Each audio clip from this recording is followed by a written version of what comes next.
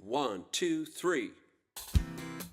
This podcast is brought to you by Red Engineering and Design, the engineering firm that provides practical solutions to complex structural problems.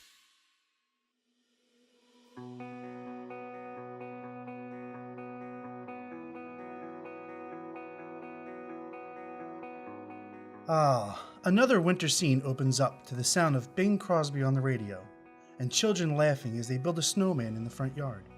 Do you notice that bright, innocent white blanket of snow that nature has laid all over the ground and rooftops?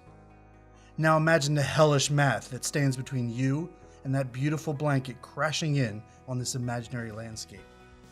Snow is prevalent in regions all over the world, and even though it may look like cotton, it can weigh a lot, so it must be included when designing your buildings.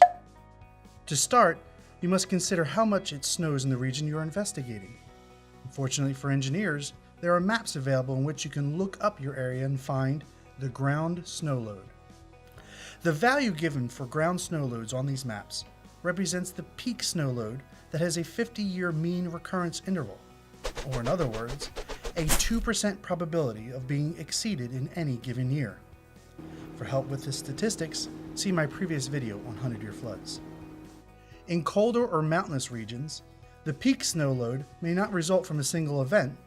It may be the result of accumulation from many storms over the course of the winter season.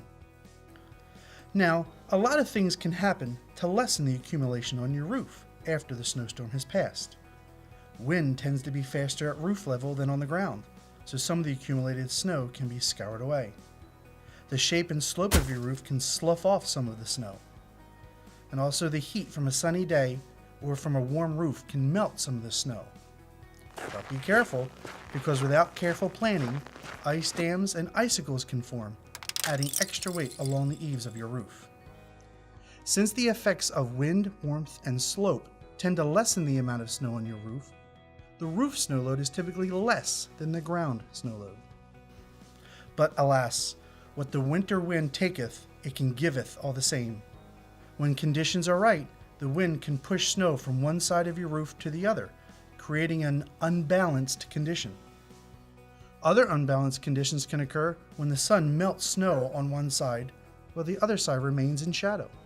Also, any obstructions such as an adjacent higher roof or parapet can cause the snow to build up or drift over one area of the roof. When all of these effects are considered, an engineer can design a strong, rigid roof system that will protect you and your family as you hug that cup of hot chocolate and sit comfortably by the fire.